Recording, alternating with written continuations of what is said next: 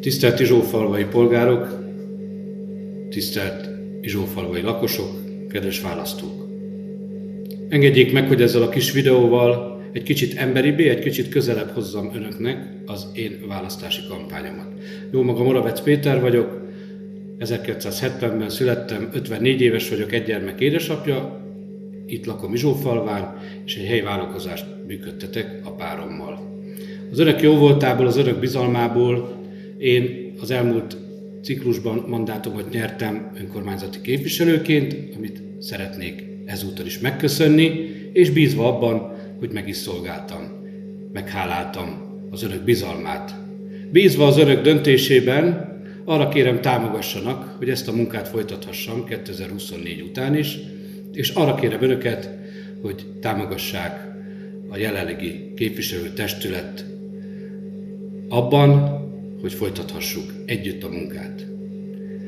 Én hiszem és vallom, és úgy érzem, hogy 2024. június 9-én nincs szükség változásra. Nincs szükség változásra a képviselőtestület és a polgármester személyében. Én úgy gondolom, hogy Eötvös Béla polgármester a falu élén méltón megszolgálta az önök bizalmát, és rengeteg olyan munkát elkezdett, amivel szebbé, jobbá és kellemesebbé tette a környezetünket. Legfőképpen egy olyan tisztességes, higgadt légkört teremtett meg a testület munkájában, a testület körében, ami korábban ez nem volt jellemző. Rengeteg olyan munka van, amit még be kell fejezni, és én arra kérem önöket, hogy támogassák szavazatukkal Eötvös Bélát, hogy 2024 után folytathassa és befejezhesse azokat a munkákat, amiket elkezdett, és amik még megvalósításra várnak. Legfontosabb ilyen és legégetőbb probléma az aszfaltozás, a mellékutcák folytatása.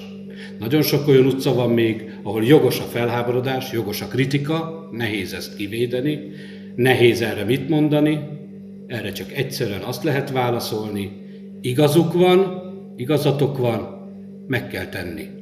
Mindenki megérdemli, hiszen szavaztak Eötvös Bélára és Moravec Péterre a Patakútról is, bízom benne, hogy szavaztak a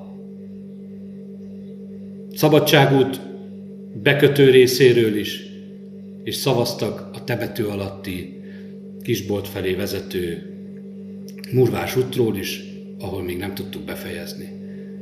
Szavaztak minden olyan utcáról, és nekünk kötelességünk, hogy megtegyük azt, amire ők vágynak. Mert jelen pillanatban még jogos a felháborodásuk, azoknak, akik még csak áhítoznak, és jogosan kérdezik, teszik fel a kérdést, Péter, meg fogom-e érni azt, hogy nálunk is aszfaltozott úton tudjak járni, kelni, közlekedni, élni az életemet. Igazuk van. Kisfalunk elöregedett, nagyon sok az idős, ezért azt tudom ígérni önöknek, hogy akár pályázati úton, de akár önerőből is azon leszek, hogy ezeket a murvás utakat felszámoljuk. A másik ilyen probléma, ami a másik szívügyem, hogy ki kell mondanom szomorúan, hogy Izsófalván a temetőnek nincs igazán gazdája. Nincs olyan gazdája, amely úgy kezelné, ahogy a szeretteink, a halottaink megérdemelnék. Úgy gondolom a halottainkról, a szeretteinkről, akik ott nyugszanak, ugyanolyan tisztességgel kell gondoskodni, mint azokról, akikkel együtt élünk a faluba.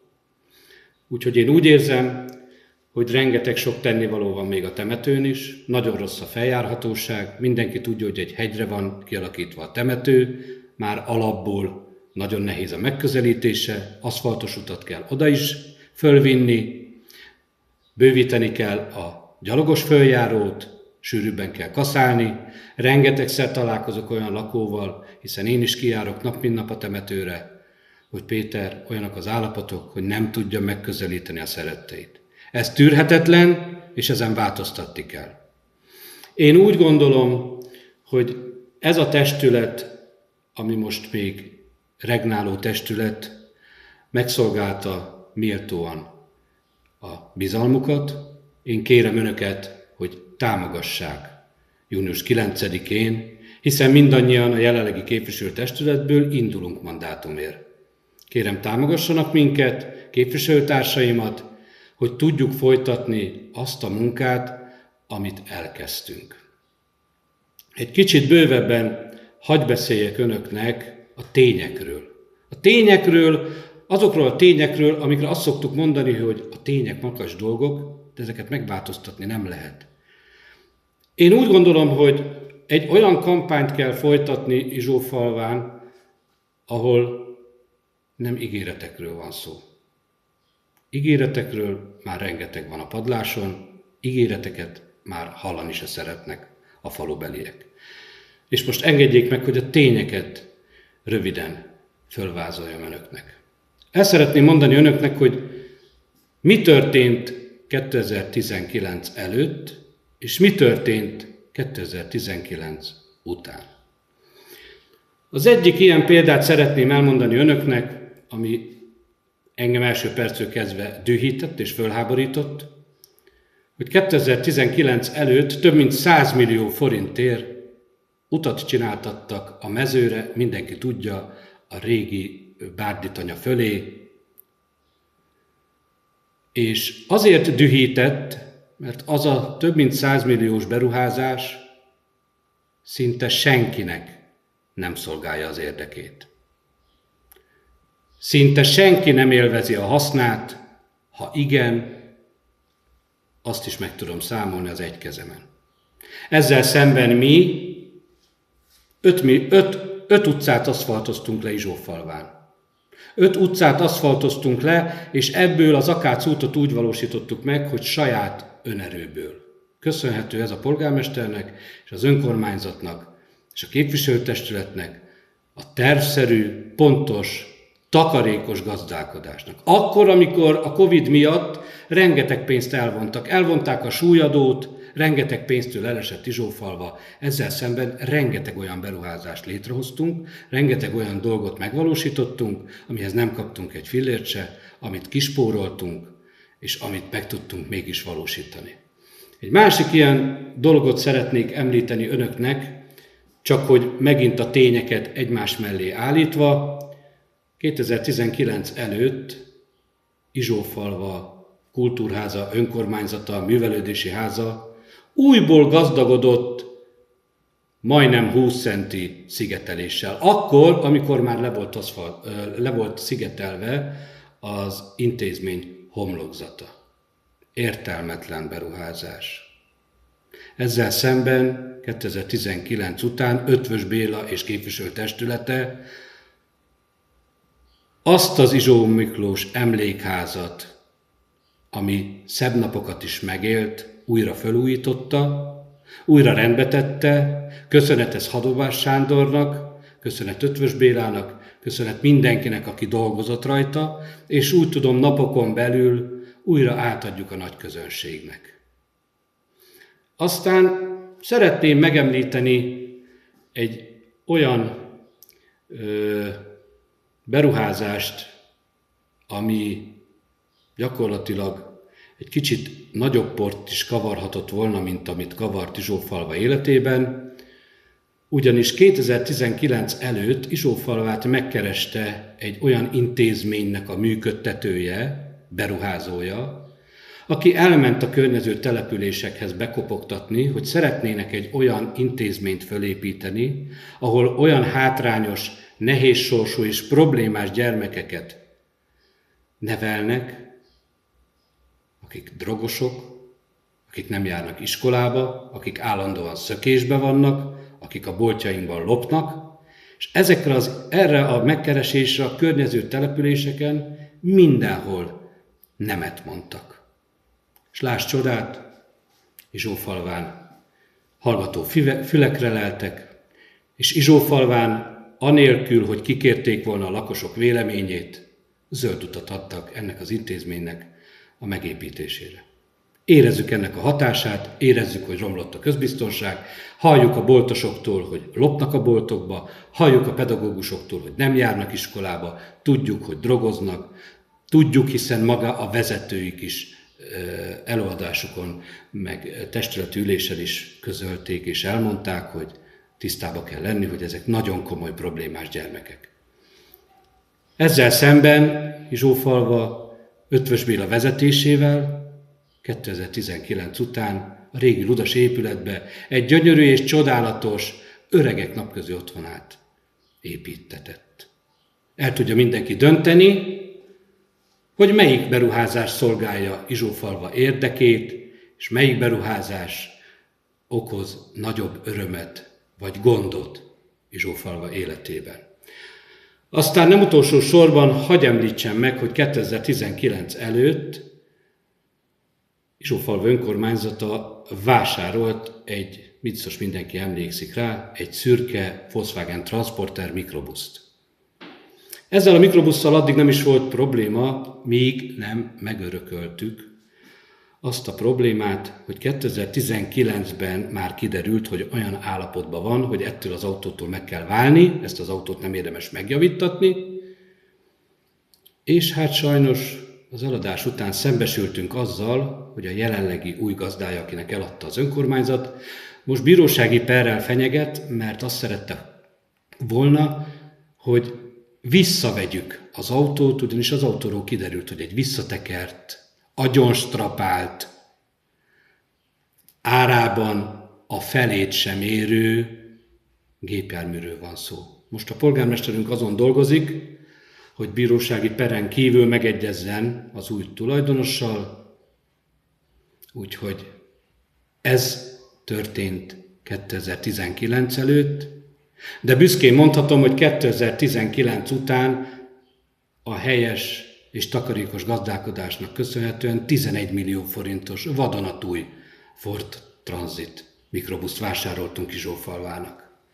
Én úgy gondolom, hogy megint a tényeket mérlegre téve el lehet dönteni, hogy hol voltak észszerűbb döntések, észszerűbb beruházások. És szeretném kiemelni a civil szervezetek támogatását is. Nagyon sok civil szervezet, egyesület, sportegyesület működik a falunkban. Nagy örömünkre szolgál, hogy most már látszik is a hatása, hogy Tátrainé Gulyás Gabriella vezetésével megalakult az Izsófalu Szépítő Egyesület. Mindenki látja, csodájára jár. Egy fantasztikus, tenni akaró, tisztességes, becsületes emberekből álló csapatot hozott össze, és csodákat. Napról napra csodákat visznek véghez, úgy szépítik a falunkat, hogy az ember csak kapkodja a fejét, és ezért hatalmas nagy gratuláció és hatalmas köszönet jár nekik. De azért tértem ki a civil szervezetekre, mert én úgy gondolom, hogy 2019 után mindenféleképpen méltó támogatást kellett nyújtanunk a helyi civil szervezetnek és a helyi sportegyesületnek. A helyi sportegyesületet szeretném elsősorban kiemelni. 2019 előtt Pató Pistinek a vezetésével, ami hatalmas köszönetet érdemel, egy olyan csapatot sikerült összeraknia, és egy olyan egyesületet létrehozni, ami méltó volt az önkormányzat támogatására, segítségére.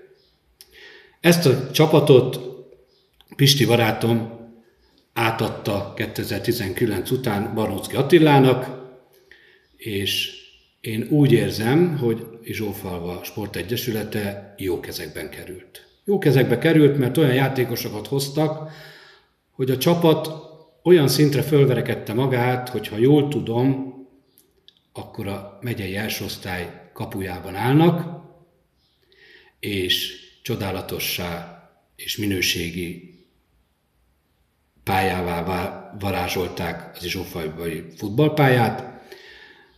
Hatalmas öröm és hatalmas gratuláció jár nekik, hogy nyertek pályázaton 52 millió forintot, tudomásom szerint öltöző is fog épülni, úgyhogy méltón meghálálták azt, hogy 2019 után mi megdupláztuk a támogatását a helyi sportegyesületnek. 2019 előtt Pató Pisti barátom elmondása szerint 600 000 forintból kellett gazdálkodniuk éves szinten, és most 2024-ben már a költségvetésben 1.700.000 forintot tudtunk adni a helyi sportegyesületnek.